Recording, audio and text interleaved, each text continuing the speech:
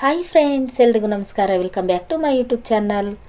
ಇವತ್ತು ನಾನು ನಿಮ್ಮ ಜೊತೆ ಯಾವ ರೆಸಿಪಿನ ಶೇರ್ ಮಾಡ್ತಾ ಇದ್ದೀನಿ ಅಂದರೆ ರುಚಿಯಾಗಿರುವಂತಹ ತರಕಾರಿ ಪಲಾವ್ ಮಾಡಿದ್ದೀನಿ. ಈ ತರಕಾರಿ ಪಲಾವ್ ರುಚಿ ಹೇಗಿದೆ ಅಂದರೆ ಬಿರಿಯಾನಿ ತಿಂದಷ್ಟೇ ರುಚಿಯಾಗಿದೆ ಫ್ರೆಂಡ್ಸ್, ಅಷ್ಟು ಚೆನ್ನಾಗಿದೆ. ಈ ತರಕಾರಿ ಪಲಾವ್ಗೆ ನಾನು ಬಿರಿಯಾನಿ ಅಂತಲೇ ಹೆಸರಿಟ್ಟಿದ್ದೀನಿ, ಅಷ್ಟು ರುಚಿಯಾಗಿದೆ. ಇವಾಗ ಅವರೆಕಾಯಿ ಸೀಸನ್ ಆಗಿರೋದ್ರಿಂದ ಅವರೆಕಾಳು ಪಲಾವ್, ಅವರೆಕಾಳು ಉಪ್ಪಿಟ್ಟು, ಅವರೆಕಾಳು ಸಾಂಬಾರು ಮತ್ತು ಅವರೆಕಾಳು ಗೊಜ್ಜು, ಇನ್ನೂ ಇತ್ಕವರೆ ಬೇಳೆ ಅಂತ ಮಾಡ್ತೀವಿ ನೋಡಿ. ಅದರಿಂದ ನಾವು ಯಾವುದೇ ಅಡುಗೆ ತಿಂಡಿ ಮಾಡಿದರೂ ಸಹ ಅಷ್ಟೇ ರುಚಿಯಾಗಿರುತ್ತೆ. ಈ ಥರ ತರಕಾರಿ ಪಲಾವ್ನ ನಾವು ಬೆಳಗಿನ ತಿಂಡಿಗೆ ಮಾಡಿದರೆ ತುಂಬಾ ಚೆನ್ನಾಗಿರುತ್ತೆ ಮತ್ತು ಲಂಚ್ ಬಾಕ್ಸಿಗೂ ಅಷ್ಟೇ ಚೆನ್ನಾಗಿರುತ್ತೆ. ಬೆಳಗಿನ ತಿಂಡಿಗೆ ಅಷ್ಟೇ ಅಲ್ಲ, ದಿನ ರಾತ್ರಿ ಸಾಂಬಾರು ಮಾಡಿ ಬೇಜಾರಾಗಿರುತ್ತೆ ಅಂಥ ಟೈಮಲ್ಲಿ ಮನೆಯವರೆಲ್ಲರೂ ಇದ್ದಾಗ ಈ ರೀತಿ ತರಕಾರಿ ಪಲಾವ್ ಒಂದು ಸರಿ ಟ್ರೈ ಮಾಡಿ ನೋಡಿ. ಖಂಡಿತ ಮನೆಯವರೆಲ್ಲರೂ ಸಹ ಖುಷಿಯಿಂದ ಹೊಟ್ಟೆ ತುಂಬ ಊಟ ಮಾಡ್ತಾರೆ, ಅಷ್ಟು ರುಚಿಯಾಗಿರುತ್ತೆ. ಇಷ್ಟು ರುಚಿಯಾಗಿರುವಂತಹ ತರಕಾರಿ ಪಲಾವ್ನ ನಾನು ಹೇಗೆ ಮಾಡಿದ್ದೀನಿ ಅನ್ನೋ ವಿಡಿಯೋನ ನಿಮ್ಮ ಜೊತೆ ಶೇರ್ ಮಾಡ್ತಾ ಇದ್ದೀನಿ. ದಯವಿಟ್ಟು ವಿಡಿಯೋನ ಸ್ಕಿಪ್ ಮಾಡದೆ ನೋಡ್ಕೊಂಡು ಬರೋಣ ಬನ್ನಿ. ಇವಾಗ ಸ್ಟವ್ ಮೇಲೆ ಒಂದು 5 ಲೀಟರ್ ಕುಕ್ಕರ್ ಇಟ್ಕೊಂಡಿದ್ದೀನಿ. ಅದರಲ್ಲಿ ಒಂದು 5ರಿಂದ 6 ಸ್ಪೂನ್ ಆಗುವಷ್ಟು ಎಣ್ಣೆ ಹಾಕ್ತಾ ಇದ್ದೀನಿ. ಪಲಾವ್ಗೆ ಸ್ವಲ್ಪ ಜಾಸ್ತಿ ಎಣ್ಣೆ ಹಾಕಬೇಕು, ಎಣ್ಣೆ ಹಾಕೋದ್ರಿಂದ ರುಚಿ ಸ್ವಲ್ಪ ಚೆನ್ನಾಗಿರುತ್ತೆ. ಹಾಗಾಗಿ ಎಣ್ಣೆ ಬಿಸಿಯಾದ ನಂತರ ನಾನಿಲ್ಲಿ ಒಂದು 2 ಪೀಸ್ ಚಕ್ಕೆ, 2 ಏಲಕ್ಕಿ, 2 ಲವಂಗ ಮತ್ತು ಒಂದು 2 ಪೀಸ್ ಆಗುವಷ್ಟು ಚಕ್ರಮಗ್ಗ ಹಾಕ್ತಾ ಇದ್ದೀನಿ, ಒಂದೆರಡು ಪಲಾವ್ ಎಲೆ ಹಾಕ್ತಾ ಇದ್ದೀನಿ. ಇವನ್ನು ಇವಾಗ ಚೆನ್ನಾಗಿ ಫ್ರೈ ಮಾಡ್ಕೊಳ್ತಾ ಇದ್ದೀನಿ. ಎಣ್ಣೆಯಲ್ಲಿ ಸ್ವಲ್ಪ ಚೆನ್ನಾಗಿ ಫ್ರೈ ಆಗಬೇಕು. ಅದಾದ ನಂತರ ನಾನಿಲ್ಲಿ ಒಂದು 2ರಿಂದ 3 ಮೀಡಿಯಮ್ ಸೈಜ್ ಈರುಳ್ಳಿನ ಈ ರೀತಿ ಚಿಕ್ಕದಾಗಿ ಕಟ್ ಮಾಡಿ ಹಾಕ್ಕೊಳ್ತಾ ಇದ್ದೀನಿ. ಈರುಳ್ಳಿನ ಸ್ವಲ್ಪ ಚೆನ್ನಾಗಿ ಫ್ರೈ ಮಾಡ್ಕೋಬೇಕು. ಎಲ್ಲಿ ತನಕ ಫ್ರೈ ಮಾಡ್ಕೊಬೇಕು ಅಂದರೆ ಸ್ವಲ್ಪ ಕಲರ್ ಚೇಂಜ್ ಆಗೋವರೆಗೂ ಅದನ್ನು ಫ್ರೈ ಮಾಡ್ಕೋಬೇಕು. ಇವಾಗ ಈರುಳ್ಳಿ ಕಲರ್ ಸ್ವಲ್ಪ ಚೇಂಜ್ ಆಗಿದೆ ನೋಡಿ. 2 ಸ್ಪೂನ್ ಆಗುವಷ್ಟು ಶುಂಠಿ ಬೆಳ್ಳುಳ್ಳಿ ಪೇಸ್ಟ್ ಹಾಕ್ತಾ ಇದ್ದೀನಿ. ಶುಂಠಿ ಬೆಳ್ಳುಳ್ಳಿ ಪೇಸ್ಟನ್ನು ನಾನು ಮನೆಯಲ್ಲೇ ರೆಡಿ ಮಾಡಿ ಇಟ್ಕೊಂಡಿರೋದು. ಇವಾಗ ಶುಂಠಿ ಬೆಳ್ಳುಳ್ಳಿ ಪೇಸ್ಟಲ್ಲಿ ಸ್ವಲ್ಪ ಹಸಿ ಸ್ಮೆಲ್ ಹೋಗೋವರೆಗೂ ಅದನ್ನು ಚೆನ್ನಾಗಿ ತಿರುಗಿಸ್ತಾ ಇದ್ದೀನಿ. ಇವಾಗ ಅದನ್ನು ತಿರುಗಿಸಿದ್ದಾಯಿತು. ಅದಾದ ನಂತರ ನಾನಿಲ್ಲಿ ಮೀಡಿಯಮ್ ಸೈಜ್ 2 ಟೊಮೊಟೊನ ಈ ರೀತಿ ಚಿಕ್ಕದಾಗಿ ಕಟ್ ಮಾಡಿ ಹಾಕ್ತಾ ಇದ್ದೀನಿ. ನೀವು ಉದ್ದವಾಗಿನೂ ಕಟ್ ಮಾಡಿನೂ ಹಾಕಬಹುದು. ಇವಾಗ ಅದ್ರ ಜೊತೆಗೆ ಸ್ವಲ್ಪ ಕೊತ್ತಂಬರಿ, ಸ್ವಲ್ಪ ಪುದೀನ ಸೊಪ್ಪನ್ನು ಹಾಕಿ ಚೆನ್ನಾಗಿ ತಿರುಗಿಸ್ತಾ ಇದ್ದೀನಿ. ಇದ್ರ ಜೊತೆಗೆ ಅರ್ಧ ಸ್ಪೂನ್ ಆಗುವಷ್ಟು ಅರಿಶಿಣದ ಪುಡಿ, 1.5 ಸ್ಪೂನ್ ಆಗುವಷ್ಟು ಅಚ್ಚ ಖಾರದ ಪುಡಿ, ರುಚಿಗೆ ತಕ್ಕಷ್ಟು ಉಪ್ಪು ಹಾಕ್ತಾ ಇದ್ದೀನಿ. ಖಾರ ನಿಮಗೆ ಎಷ್ಟು ಬೇಕು ಅಷ್ಟು ನೋಡಿಕೊಂಡು ನೀವು ಹಾಕ್ಕೊಳ್ಳಿ. ನಾನಿಲ್ಲಿ 1.5 ಸ್ಪೂನ್ ಆಗೋಷ್ಟು ಹಾಕ್ತಾ ಇದ್ದೀನಿ. ಉಪ್ಪನ್ನು ಹಾಕಿದ ನಂತರ ನಾನಿಲ್ಲಿ ಅದನ್ನು ಚೆನ್ನಾಗಿ ತಿರುಗಿಸ್ತಾ ಇದ್ದೀನಿ.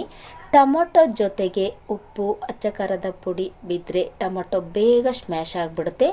ಇವಾಗ 1-2 ಸರಿ ತಿರುಗಿಸಿದೆ ನೋಡಿ, ಅಷ್ಟು ಬೇಗ ಟೊಮೊಟೊ ಚೆನ್ನಾಗಿ ಸ್ಮ್ಯಾಶ್ ಆಗಿದೆ. ಇದಕ್ಕೆ ನಾನು ಯಾವುದೇ ರೆಡಿ ಮಸಾಲ ಪುಡಿಗಳನ್ನು ಹಾಕ್ತಾ ಇಲ್ಲ.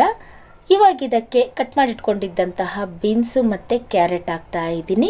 ನವಿಲು ಕೋಸು ಮತ್ತು ಸ್ವಲ್ಪ ಕ್ಯಾಪ್ಸಿಕಮ್ ಹಾಕ್ತಾ ಇದ್ದೀನಿ. ನವಿಲು ಕೋಸು ಹಾಕೋದ್ರಿಂದ ರುಚಿ ತುಂಬ ಚೆನ್ನಾಗಿರುತ್ತೆ. ಹಾಗಾಗಿ ಮೀಡಿಯಮ್ ಸೈಜ್ ಒಂದೇ ಒಂದು ಆಲೂಗಡ್ಡೆನ ಸಿಪ್ಪೆ ತೆಗೆದು ಈ ರೀತಿ ಚಿಕ್ಕದಾಗಿ ಕಟ್ ಮಾಡಿ ಹಾಕ್ತಾ ಇದ್ದೀನಿ.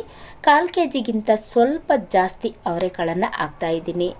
ಅವರೆಕಾಳನ್ನು ಜಾಸ್ತಿ ಹಾಕೋದ್ರಿಂದ ರುಚಿ ಮಾತ್ರ ತುಂಬಾ ಚೆನ್ನಾಗಿರುತ್ತೆ. ಹಾಗಾಗಿ ನಾನು 1/4 kgಗಿಂತ ಜಾಸ್ತಿ ಅವರೆಕಾಳನ್ನು ಹಾಕ್ತಾ ಇದ್ದೀನಿ. ಅದ್ರ ಜೊತೆಗೆ ನಿಂಬೆ ರಸನ ಹಾಕ್ತಾ ಇದ್ದೀನಿ, ಅರ್ಧ ಭಾಗ ನಿಂಬೆ ರಸನ ಹಾಕ್ತಾ ಇದ್ದೀನಿ.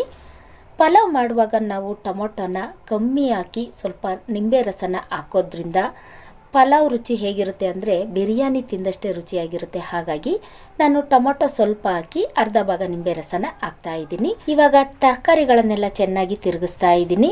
ನಾವು ಪಲಾವ್ ಮಾಡುವಾಗ ಅಕ್ಕಿನ ಸ್ವಲ್ಪ ನೆನೆಸ್ಬೇಕಾಗುತ್ತೆ.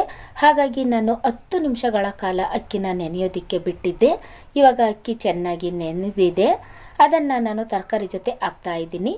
ಪಲಾವ್ ಮಾಡುವಾಗ ನಾವು ಯಾವುದೇ ಕಾರಣಕ್ಕೂ ತರಕಾರಿ ಜೊತೆಗೆ ಫಸ್ಟು ನೀರನ್ನು ಹಾಕಬಾರ್ದು. ನೆನೆಸಿಟ್ಕೊಂಡಿದ್ದಂತಹ ಅಕ್ಕಿನ ತರಕಾರಿ ಜೊತೆಗೆ ಹಾಕಿ ಈ ರೀತಿ ಚೆನ್ನಾಗಿ ತಿರುಗಿಸ್ಬೇಕು. ಈ ರೀತಿ ಪಲಾವ್ ಮಾಡೋದ್ರಿಂದ ತಿನ್ನೋದಕ್ಕೆ ತುಂಬಾ ರುಚಿಯಾಗಿರುತ್ತೆ. ಇವಾಗ ಕುಕ್ಕರ್ ಮುಚ್ಚಳನ ಉಲ್ಟಾ ಮಾಡಿ ಅದನ್ನು ಒಂದು ಕುದಿ ಬರೋವರೆಗೂ ಚೆನ್ನಾಗಿ ಕುದಿಸ್ಕೊಳ್ತಾ ಇದ್ದೀನಿ. ಇವಾಗ ಕುಕ್ಕರ್ ಮುಚ್ಚಳನ ತೆಗಿತಾ ಇದ್ದೀನಿ ನೋಡಿ, ಚೆನ್ನಾಗಿ ಕುದಿ ಬರ್ತಾ ಇದೆ. ತಳ ಹಿಡ್ದಿರೋದಿಲ್ಲ, ಸ್ವಲ್ಪ ನೀರಿರುತ್ತಲ್ಲ. ಹಾಗಾಗಿ 1.5 ಗ್ಲಾಸ್ ಅಕ್ಕಿಗೆ 3 ಗ್ಲಾಸ್ ಮಾತ್ರ ನೀರು ಹಾಕ್ತಾ ಇದ್ದೀನಿ. ನೀರನ್ನು ಮಾತ್ರ ಅಳತೆ ಪ್ರಕಾರನೇ ಹಾಕಬೇಕಾಗುತ್ತೆ. ಕಮ್ಮಿ ಹಾಕಿದರೆ ತಳ ಹಿಡಿದ್ಬಿಡುತ್ತೆ, ಜಾಸ್ತಿ ನೀರು ಹಾಕಿದರೆ ಪಲಾವ್ ಮೆತ್ತಗಾಗ್ಬಿಡುತ್ತೆ. ಹಾಗಾಗಿ ನೀರನ್ನು ಮಾತ್ರ ಅಳತೆ ಪ್ರಕಾರನೇ ಹಾಕಬೇಕಾಗುತ್ತೆ. ಅಂದರೆ ನಾವು ಅಕ್ಕಿನ ಎಷ್ಟು ಹಾಕಿರ್ತೀವಿ ಅದರಲ್ಲಿ ಡಬಲ್ ಹಾಕಬೇಕಾಗುತ್ತೆ ನೀರನ್ನು. ಹಾಗಾಗಿ ಇವಾಗ ನಾನು ಉಪ್ಪನ್ನು ಸೇರಿಸ್ತಾ ಇಲ್ಲ, ಯಾಕೆಂದರೆ ಮೊದಲೇ ನಾನು ರುಚಿಗೆ ತಕ್ಕಷ್ಟು ಉಪ್ಪನ್ನು ಸೇರಿಸಿದ್ದೀನಿ. ಹಾಗಾಗಿ ಇವಾಗ ಉಪ್ಪನ್ನು ಸೇರಿಸ್ತಾ ಇಲ್ಲ. ಕುಕ್ಕರ್ ಮುಚ್ಚಳನ್ನು ಮುಚ್ಚಿ 2 ವಿಷಲ್ ತಗೊಳ್ತಾ ಇದ್ದೀನಿ. 3 ವಿಷಲ್ ತಗೊಂಡ್ರೆ ಪಲಾವ್ ತುಂಬ ಮೆತ್ತಗಾಗ್ಬಿಡುತ್ತೆ. ಹಾಗಾಗಿ 1ರಿಂದ 2 ವಿಷಲ್ ತಗೊಳ್ತಾ ಇದ್ದೀನಿ. ಇವಾಗ 2 ವಿಷಲ್ ಬಂದಿದೆ. ನಾನು ಕುಕ್ಕರ್ ಮುಚ್ಚಳನ ತೆಗೆದು ತೋರಿಸ್ತಾ ಇದ್ದೀನಿ. ನೋಡಿ, ಸ್ಮೆಲ್ ಮಾತ್ರ ಸಖತ್ತಾಗಿ ಘಮ್ ಅಂತ ಬರ್ತಾ ಇದೆ. ನೋಡಿ, ಪಲಾವ್ ಸ್ವಲ್ಪನೂ ಮೆತ್ತಗಾಗಿಲ್ಲ, ಅಷ್ಟು ಚೆನ್ನಾಗಿದೆ. ನೀರನ್ನು ನಾವು ಅಳತೆ ಪ್ರಕಾರನೇ ಹಾಕೋದ್ರಿಂದ ಪಲಾವ್ ತುಂಬಾ ಚೆನ್ನಾಗಿರುತ್ತೆ. ಹಸಿ ಅವರೆಕಾಳು ಹಾಕಿರೋದ್ರಿಂದ ಪಲಾವ್ ಸ್ಮೆಲ್ ಸಖತ್ತಾಗಿ ಘಮ್ ಅಂತ ಬರ್ತಾ ಇದೆ. ಈ ತರಕಾರಿ ಬಿರಿಯಾನಿ ರುಚಿ ಹೇಗಿದೆ ಅಂತ ಅದನ್ನು ತಿಂದು ನಾನು ಹೇಳ್ತೀನಿ. ಇವಾಗ ತಿಂಡಿ ಮಾಡೋದಕ್ಕೆ ಅಂತ ನಾನು ಪ್ಲೇಟಲ್ಲಿ ಹಾಕ್ಕೊಳ್ತಾ ಇದ್ದೀನಿ. ನಾವು ಪಲಾವ್ ಮಾಡುವಾಗ ತರಕಾರಿನ ಜಾಸ್ತಿ ಹಾಕಿ ಪಲಾವ್ ಮಾಡೋದ್ರಿಂದ ರುಚಿ ಸಖತ್ತಾಗಿರುತ್ತೆ. ಬೇಕಾದರೆ ನೀವೊಂದ್ಸರಿ ಈ ರೀತಿ ಜಾಸ್ತಿ ತರಕಾರಿನ ಹಾಕಿ ಪಲಾವ್ ಟ್ರೈ ಮಾಡಿ ನೋಡಿ, ಅದರ ರುಚಿ ಹೇಗಿರುತ್ತೆ ಅಂತ ಖಂಡಿತ ನಿಮಗೆ ಗೊತ್ತಾಗುತ್ತೆ. ಇವಾಗ ಅದನ್ನು ನಾನು ತಿಂದು ನೋಡ್ತಾ ಇದ್ದೀನಿ. ರುಚಿ ಮಾತ್ರ ಸಖತ್ತಾಗಿದೆ ಫ್ರೆಂಡ್ಸ್. ನೋಡಿದ್ರಲ್ಲ ಫ್ರೆಂಡ್ಸ್, ನಾನು ತರಕಾರಿ ಬಿರಿಯಾನಿನ ಹೇಗೆ ಮಾಡಿದ್ದೀನಿ ಅಂತ. ನೀವು ನಿಮ್ಮ ಮನೆಯಲ್ಲಿ ಈ ರೀತಿ ತರಕಾರಿ ಬಿರಿಯಾನಿನ ಒಂದು ಸರಿ ಟ್ರೈ ಮಾಡಿ ನೋಡಿ, ಖಂಡಿತ ನಿಮಗೆ ಇಷ್ಟ ಆಗುತ್ತೆ. ಮತ್ತು ಮನೆಯವರೆಲ್ಲರೂ ಸಹ ಹೊಟ್ಟೆ ತುಂಬ ತಿಂತಾರೆ. ಬೆಳಗ್ಗೆ ತಿಂಡಿ ಮಾಡಿದವರು ಮಧ್ಯಾಹ್ನ ಲಂಚ್ ಬಾಕ್ಸಿಗೂ ನನಗೆ ಇದನ್ನೇ ಹಾಕು ಅಂತ ಕೇಳ್ತಾರೆ, ಅಷ್ಟು ರುಚಿಯಾಗಿರುತ್ತೆ. ಯಾರೆಲ್ಲ ಹೊಸದಾಗಿ ನನ್ನ ಚಾನಲ್ನ ನೋಡ್ತಾ ಇದ್ದೀರಾ, ದಯವಿಟ್ಟು ಸಬ್ಸ್ಕ್ರೈಬ್ ಮಾಡಿಕೊಂಡು ವಿಡಿಯೋ ನೋಡಿ. ಸಿಂಪಲ್ಲಾಗಿ ರುಚಿಯಾಗಿರುವಂತಹ ಈ ಬಿರಿಯಾನಿ ನಿಮಗೆ ಇಷ್ಟ ಆಗಿದ್ದರೆ ಒಂದೇ ಒಂದು ಲೈಕ್ ಮಾಡಿ, ಶೇರ್ ಮಾಡಿ, ಸಬ್ಸ್ಕ್ರೈಬ್ ಮಾಡ್ಕೊಂಡು ವಿಡಿಯೋ ನೋಡೋದನ್ನು ಮರಿಬೇಡಿ. Thank you.